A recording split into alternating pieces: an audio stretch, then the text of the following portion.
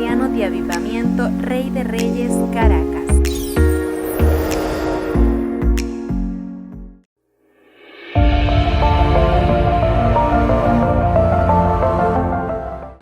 De verdad que glorifico el nombre del Señor porque nos permite estar un día más en esta casa Rey de Reyes.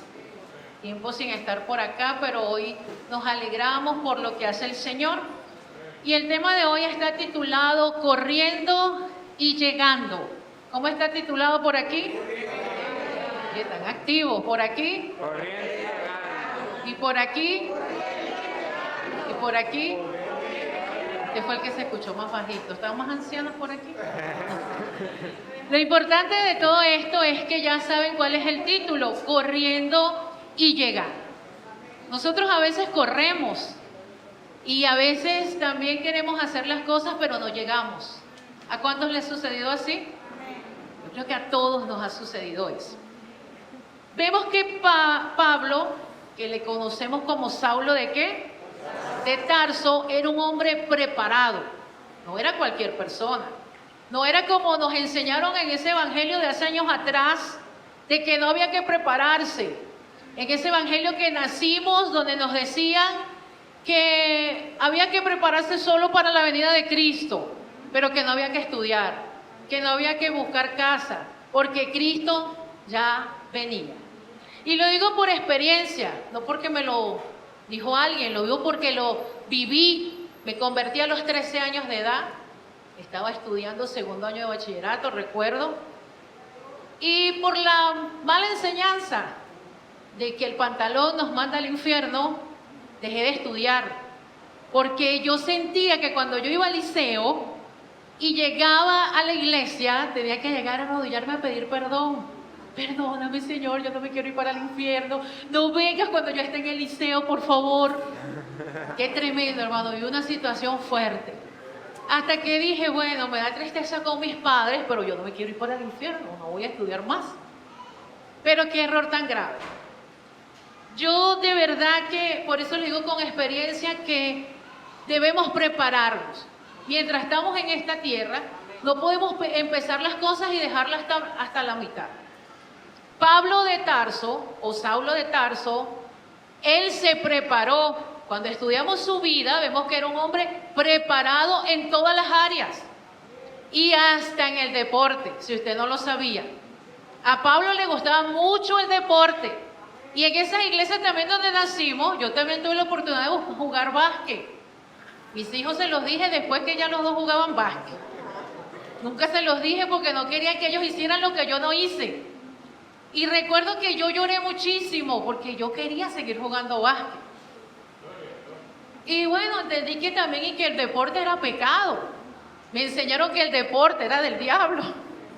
Pero cuando nos vamos a la palabra de Dios nos encontramos con Pablo, que era un deportista y le agradaba el deporte. ¿Y cómo lo sabemos en las cartas que escribió? Que compara mucho nuestra vida de cristianos con el deporte. ¿Por qué? Porque en el deporte usted se tiene que preparar para alcanzar un objetivo, para usted ganar.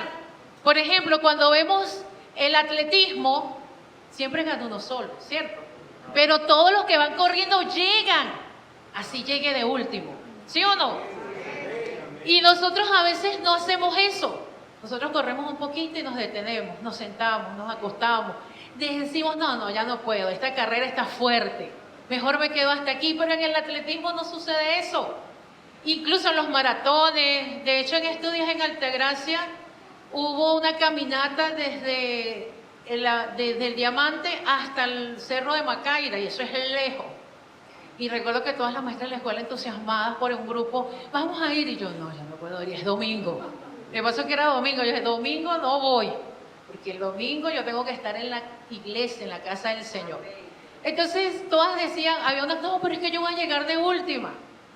Y me recuerdo que yo dije, no importa, pues lo importante es que llegues. Y eso es así también en los caminos del Señor. Nosotros debemos culminar. Nosotros no podemos llegar y solamente empezar. Y a muchos les sucede hasta en el ministerio. Hasta en el ministerio el Señor nos llama porque todos Dios les hace un llamado diferente. al que más le huimos es al pastorado. Y digo le huimos porque también recuerdo que a los 16 años una hermana que mi mamá hospedó en la casa, ella nos ministró, nosotras somos 5 hermanas de matrimonio, yo soy la mayor, y recuerdo que nos ministraron a todas y yo estaba arrodillada y cuando ella me dice al oído, tu llamado es pastoral, y yo no, en mi mente yo dije, no, yo no quiero ser pastor, no quiero ese llamado. Y ella vuelve y me dice al oído, no digas yo no quiero porque ese es tu llamado. Después dije, no, me quedé tranquila, me olvidé de eso por un tiempo. A los 18 años, varias personas, porque yo era igual a mi hija, pero la diferencia es que más bajita, pero así de esa contextura, recuerdo que varias personas o hermanos me decían, vamos a orar, porque en esa iglesia enseñaban que era solo orar para tener un noviazgo. Y siempre que escuchaba, vamos a orar, y le veía el perfil, yo decía, no es pastor.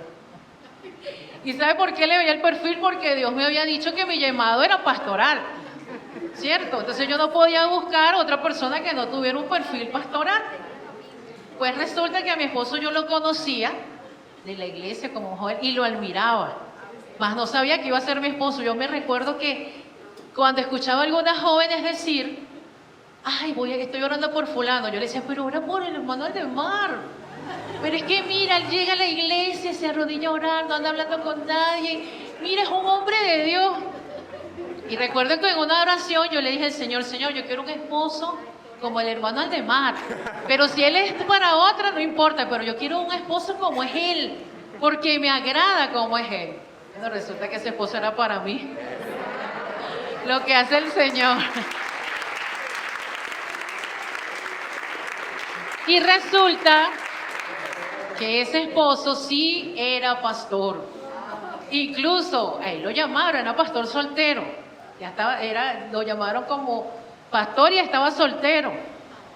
Y yo decía, wow. Me acuerdo que un día dije, oye, pero es que el hermano Aldemar es pastor. No, pero es que ese no es para mí. Yo no sé por qué yo pensaba que no era para mí. Y bueno, con esta referencia, no sé por qué Dios está permitiendo que cuente esto, porque Él solo, esto no estaba en mi mente, pero solo Dios sabe por qué. Porque nosotros debemos saber cuál es nuestro perfil al llamado, es como el deporte. Mira, yo a Ilemar, el primer deporte que lo puse fue en natación en las Naciones Unidas. Tenía 2 años, me acuerdo, y yo estaba afanada que fuera nadador. Después, un día como a los 4 años, me dice, yo quiero jugar béisbol. También lo metí en el béisbol. Después llegó a la escuela ya en Altagracia y jugaba era fútbol. Y era uno de los mejores, que siempre cuando ellos jugaban, el equipito de él dejaban a la escuela como ganador. Después, cuando Dios me permitió ser coordinadora de la Misión Rivas en un lugar allá, estaba al lado de la cancha de la escuela. Y empezó a Ilemar, mami, yo quiero jugar básquet, tú no sabes. Tú juegas béisbol, tú juegas fútbol, tú tienes natación. Y empezó, no, yo quiero. Y bueno, jugó básquet. Después también jugó balonmano.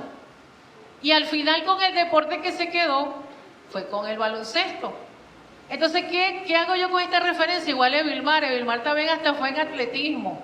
Y yo le decía, pero Evilmar, es que tú no vas a llegar. Me acuerdo que esa vez sí le dije, no vas a llegar, porque no estás acostumbrada. Después yo le digo, no, sí, anda, no importa que llegues al final, creo que llegó de quinta, ¿no? Algo así, no me recuerdo.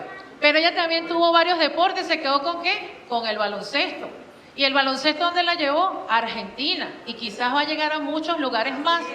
¿Qué hago referencia con esto? Que usted puede estar en diferentes áreas en la iglesia, pero en una es donde Dios te va a usar. Amén. En una es donde Dios te va a levantar y tú debes hacer lo correcto y prepararte para eso. Así como en el deporte, o sea, cualquiera no llega allí solamente, voy a ir a practicar, muevo el balón para allá, para acá. No, eso tiene una disciplina. Diga, disciplina. En el Señor también debe haber una disciplina. No es que nosotros, bueno, el Señor dijo que yo voy a ser pastor y me voy a quedar con los brazos cruzados, esperando que suceda lo que tenga que suceder. También hay que prepararse. No cometamos esos errores que nos enseñaron en las épocas pasadas, hace 30 años, pero yo tengo 32 años en el Señor, que no debíamos prepararnos. Que si Dios te llamaba pastor, tú estabas listo. Entonces, esto también me recuerda, una vez Ilemar decía, yo no quiero ser pastor, porque como decía mi esposa cuando predicó, el pastor pasa trabajo, el pastor pasa muchas cosas, que usted no lo sabe, que usted ve al pastor como el superhéroe, ese Superman que él soporta todo, ese hombre araña que saca la telaraña y lo ayuda a usted, pero nunca vemos que ese pastor tiene un corazón, tiene sentimiento, que necesita que usted le diga, aquí estoy, pastor, para apoyarte. Entonces, gloria a Jesús. Por causa de esto, Ilemar Abraham un día dijo, yo no quiero ser pastor. Y yo le digo, ¿por qué, Ile? Si igualito Dios te va a ayudar. Porque ustedes han pasado muchas cosas que hasta yo he llorado. Y es difícil ser pastor. Tenía creo que como 10 años. A los 17 años nos sorprendió cuando nos dijo, me inscribí en el instituto porque me debo preparar para ser pastor. Yo dije, wow, gloria a Dios. Y en cierto sentido él tiene razón, debemos prepararnos para hacer algo en el ministerio, sea evangelista, sea pastor, sea adorador. Por ejemplo, en el caso de los adoradores, ¿cuánto tiempo se prepara un cantante inconverso para ir a un concierto? ¿Alguno aquí sabe? ¿Quién dijo por ahí? No todos a la vez. No se puede, según igualito a los niños, que los niños en la escuela ya, espérate que va a hablar él, aquí ninguno. Ajá, ¿cuánto tiempo usted cree que dura un cantante inconverso para prepararse para un concierto? Un año, meses. No llega, alabaré, alabaré, alabaré. No llega así, ¿verdad? En cambio, nosotros en la iglesia, a veces sucede que los adoradores no se preparan. ¿Quieren llegar? Normal. No, yo ya me sé esa canción, ya yo me sé esa nota. Yo sé si es baja, si es alta, cómo lo voy a decir. Y no es así, de esa manera. Yo escuché una persona que decía, ¿por qué los inconversos se preparan para hacer todo con excelencia? Y los hijos de Dios, no. Entonces todo debe ser una preparación. Así tengamos al Señor, al Espíritu Santo, Él nos va a ayudar a hacerlo mejor. Por ejemplo, mi esposo dijo algo de lo que yo hago en la escuela. Yo de verdad, yo les enseño mis cuadernos porque los tengo guardados todos, tengo 17 años dando clase y me ha tocado dar grados, los mismos grados y nunca se parecen mis cuadernos. Incluso conozco colegas que usan el mismo cuaderno, si les tocó segundo grado usan el mismo del año pasado porque fue segundo grado. Pero recuerden que los niños también son como los adultos, tenemos necesidades diferentes. Y yo de verdad cuando me siento, aunque yo tengo mi conocimiento porque estudié, yo me siento en la computadora y digo, Señor, aquí estoy.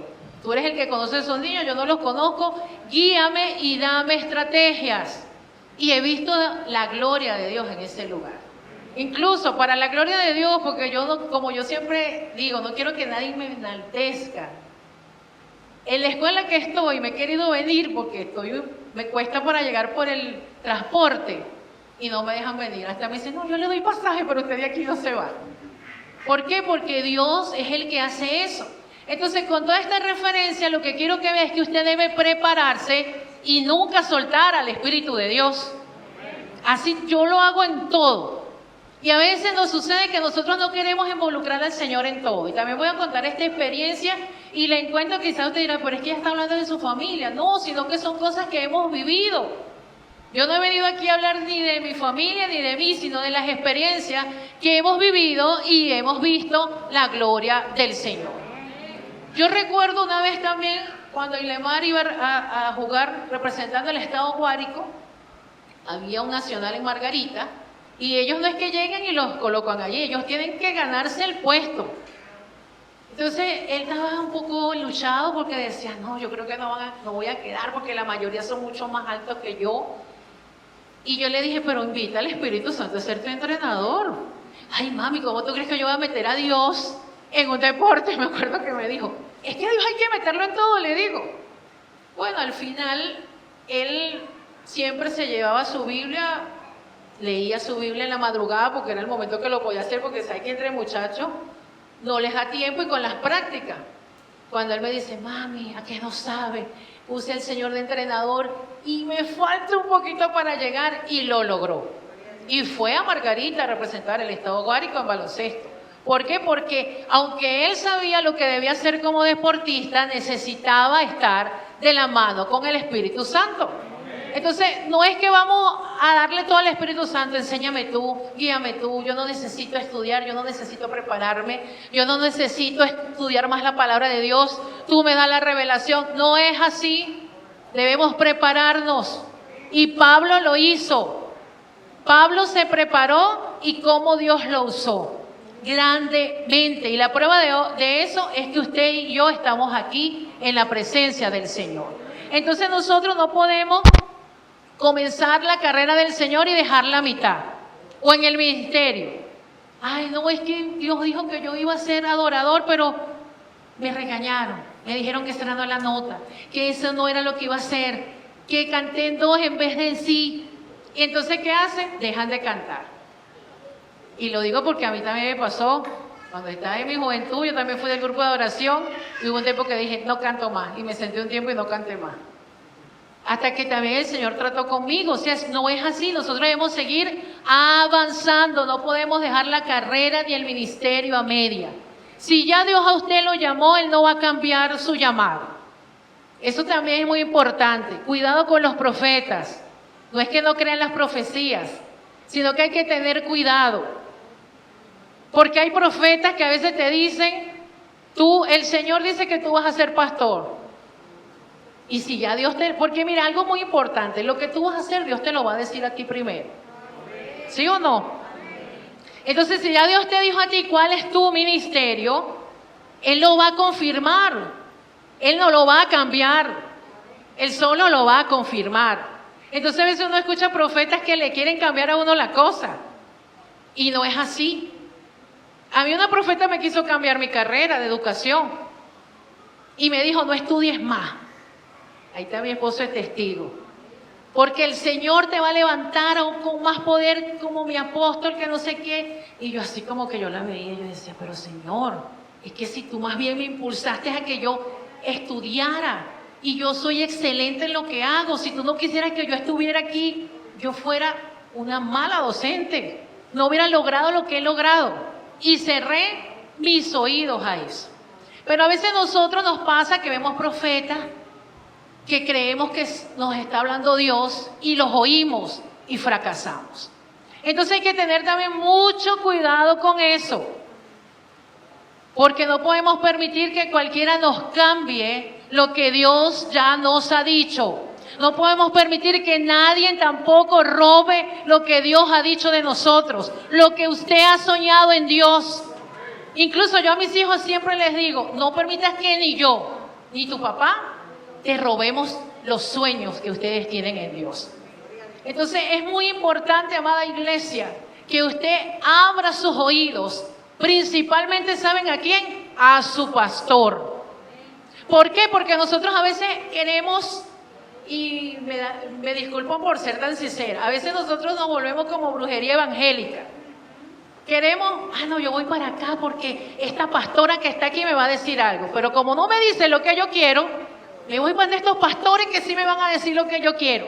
Como tampoco me dicen lo que yo quiero, me voy para esta pastora que sí me va a decir. Y así estamos. Entonces, ¿qué hacemos nosotros? Estamos deshonrando al pastor que Dios ha puesto para guiarnos a nosotros. Este es su pastor. ¿Y dónde está la pastora? Y esta es su pastora. Mira, cuando a nosotros nos dijo nuestro pastor Federico, les tengo una noticia de María Evelyn, que nos mandó una nota de voz. Y yo le decía, además, ¿qué será? Cuando escuchamos, tiene nuevo pastor en Rey de Reyes. Y yo así como que, ¿quién será? ¿Quién será? Cuando dijo, Miguel Arbel, me confundo el nombre de la pastora. Felicia, a veces le digo Felicita. La pastora Felicia, yo, de verdad, hermano, no porque esté aquí, pero nosotros dos pegamos un grito, ¡wow! Estamos emocionados. Todos ahora son pastores, ya no son mis hermanos. Y yo debo honrarlos a ellos como mis pastores, porque son los pastores principales de Rey de Reyes. Entonces, yo no sé, amados, Dios me puso eso y yo aprendí que lo que Dios me pusiera no iba a callar, porque a veces callado y bueno, Usted sabe cómo es cuando uno calla, cuando algo Dios le habla. Entonces no porque usted haya conocido a estos siervos como hermanos, como líderes de misiones, porque fueron varias veces a Altagracia, le vamos a seguir diciendo, Miguel, líder. No, él es su pastor y su pastora. Y de verdad que nosotros debemos honrarlo. Usted no puede andar por ahí en otra casa buscando palabras. Es como los hijos. ¿Usted cree que Lemar, a pesar que ya se casó y a pesar que se vino a Caracas, él no nos llamaba para preguntarnos cualquier cosa? A pesar que se estaba congregando acá, igualito nos llamaba. Papi, mami, tal cosa. Estando lejos de casa, no buscó otro papá y otra mamá. Entonces nosotros, ¿por qué en la iglesia del Señor somos de una casa y nos vamos a otra casa a buscar que nos den la bendición, que nos den la cobertura, que nos den la profecía, cuando aquí la tenemos? Entonces nosotros debemos honrar al que Dios ha puesto como nuestro pastor y pastora, porque eso es otra cosa. Dios también tuvo que procesarme en eso, porque yo recuerdo que yo decía, Él es el pastor. Es más, cuando llegamos a Altagracia, muchos me preguntaban, ¿y cómo llegaron ustedes aquí? Ah, porque mi esposo es pastor. Yo nunca decía, porque somos pastores. Hasta que Dios tuvo que usar tantos medios, personas que nunca en la vida me habían visto y se me acercaban y me decían, Dios te bendiga, pastor. Y yo así como que, ¿cómo supiste tú?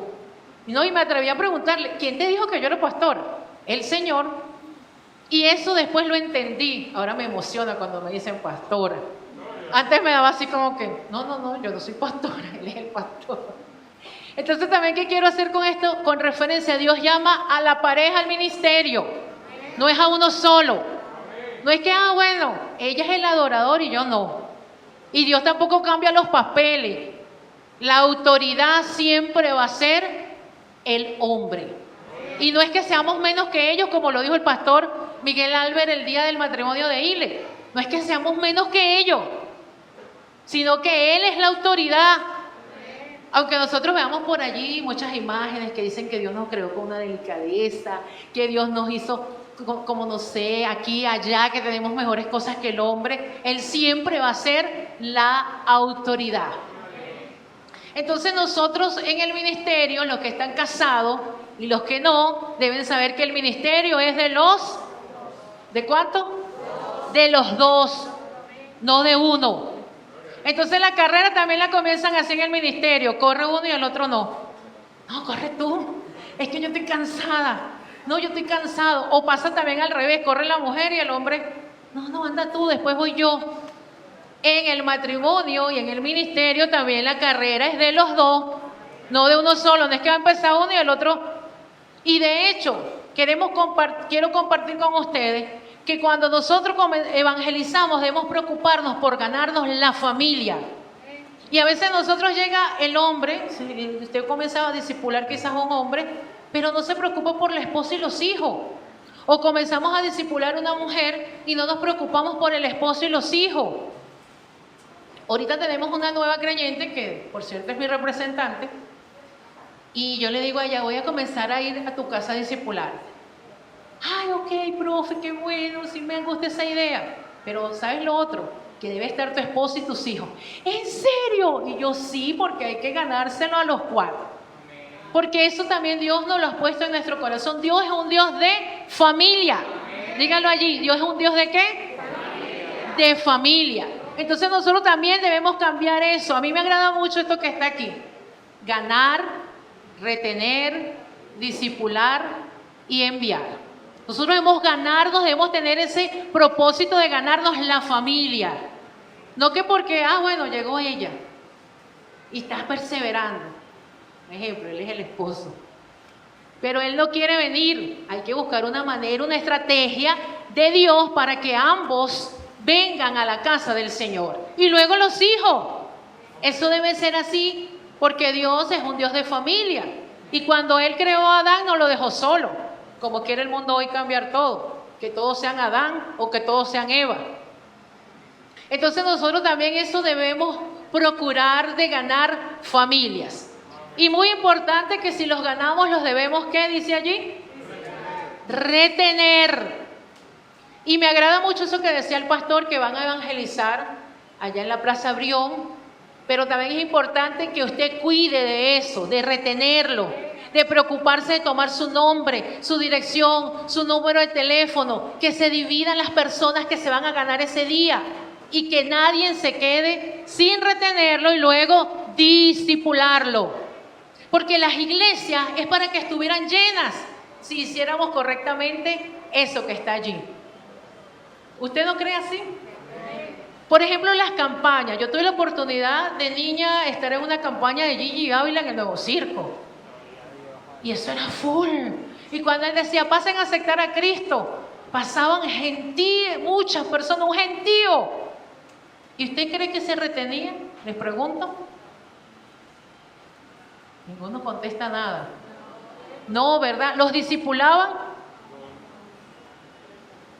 Tampoco. Solamente se oraba por ellos, se los entregaban al Señor y no se sabía qué pasaba con esas personas. ¿Cómo? No se le hacía seguimiento. Y eso es muy importante para nosotros ver también el crecimiento en la obra del Señor. Mira, yo siempre he dicho, esto que está aquí en el altar, no está de adorno. Por algo todavía se mantiene allí. De hecho, yo allá sentada decía, no, mira, todavía está. Y le decía a mi esposo, mira, todavía está. Entonces, eso nosotros lo debemos cumplir. Después de discipular, los vamos a enviar a ellos a hacer lo mismo que usted hizo. Esa es la verdadera multiplicación. No sumar, es multiplicar, porque eso lo dijo Dios incluso cuando creó a Adán, multiplicados. Y muchos agarran esa multiplicación es de llenarse de hijos. Que se casan y quieren llenarse de muchos hijos. Pero hijos espirituales también el Señor quiere que nos multipliquemos. No solamente de hijos naturales.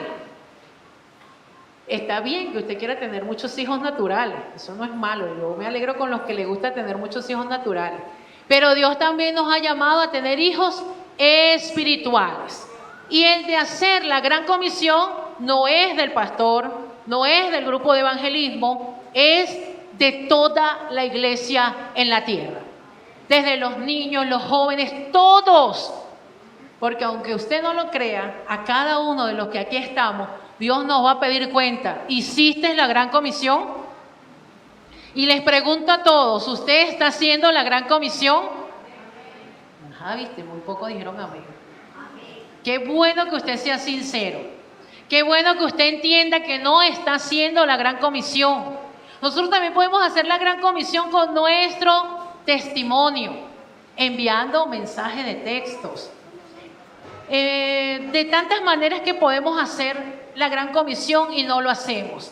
Entonces, iglesia, te insto para terminar que hagas la gran comisión, que tú puedas ver que sí estás haciendo lo que el Señor te mandó a hacer. Esto es para todos.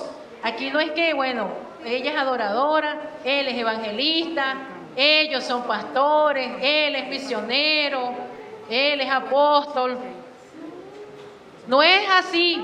La gran comisión es para todos. Desde aquí donde está Nilson, ¿no? Nilson es que se llama él. Hasta acá donde está este hermano parado. Es decir, que es para toda la iglesia la gran comisión. Entonces, amados, el Señor no quiere que sigas corriendo la carrera hasta la mitad, hasta el primer lugar, por decir, los primeros 10 kilómetros. Él quiere que corras la carrera hasta el final, porque la recompensa que Él te va a dar no se compara a la que dan los hombres, no se compara a esas medallas que usted ha visto que han recibido los deportistas. La recompensa del Señor tiene mucho más valor.